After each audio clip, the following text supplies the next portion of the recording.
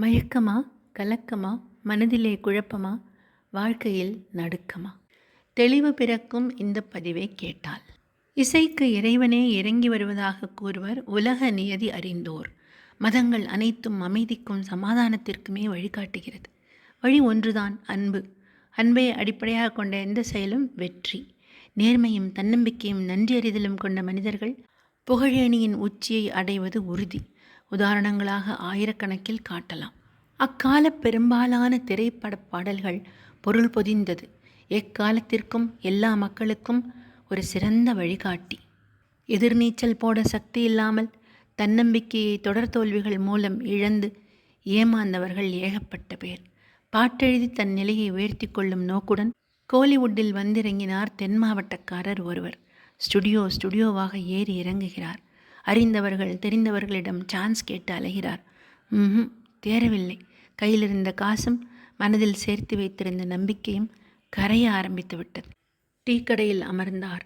டீக்கடை ரேடியோவிலிருந்து பாட்டு ஒலிக்க ஆரம்பித்தது. மயக்கமா, கலக்கமா, மனதிலே குழப்பமா, வாழ்க்கையில் நடுக்கமா? ஆமாம்பா ஆமாம், விடுபட வழி இருந்தால் சொல்லு என்று ஸ்பீக்கரை பார்த்து சொன்னார். வாழ்க்கை என்றால் 1000 இருக்கும், வாசல் தோறும் வேதனை இருக்கும். அதான் நிறைய இருக்கே, அதனால் தானே இந்த பாடு. போக்க வழி இருந்தால் சொல்லு, ஸ்பீக்கரிடம் கேட்டார். வந்த துன்பம் எதுவென்றாலும் வாடி நின்றால் ஓடுவதில்லை. அதெங்கே ஓடுது? நம்மளை தானே ஓட விடுது. எதையும் தாங்கும் இதயம் இருந்தால் இறுதி வரைக்கும் அமைதி இருக்கும். தாங்கிக்கிற மனசு இல்லைங்கிறியா? இன்னும் ஸ்ட்ராங்காக இருக்க சொல்கிறியா? ஊருக்கு போகிறதா வேண்டாமா? ஏழை மனதை மாளிகையாக்கி இரவும் பகலும் காவியம் பாடு. காவியம் பாடத்தானே சாமி வந்தேன். ஒருத்தரும் பாடச் சொல்லி கூப்பிடலையே. என் மனசை மாளிகையாக்கத்தானே பாடுபடுறேன். மற்றதையும் முழுசாக சொல்லிவிடு. நாளை பொழுதை இறைவனுக்கு அளித்து நடக்கும் வாழ்வில் அமைதியை தேடு. அப்போ நாளைக்கும் முயற்சியை தொடர சொல்கிறியா? உனக்கும் கீழே உள்ளவர் கோடி, நினைத்து பார்த்து நிம்மதி நாடு. நீ சொல்கிறது நிஜம்தான். என்னை போல் சென்னையை தொட முடியாதவர்கள் கூட நிறைய பேர் இருக்காங்க. சொல்லிட்டு இல்லை, ஒரு ரவுண்டு இறங்கி பார்த்துடுறேன். முயற்சியில் திரும்ப குதித்தார். திறக்காத கதவுகளெல்லாம் அவருக்காக திறந்தது. மெல்ல புகழேணி அவரை உயரத்திற்கு கொண்டு சென்றது. அவர்தான் கவிஞர் வாலி.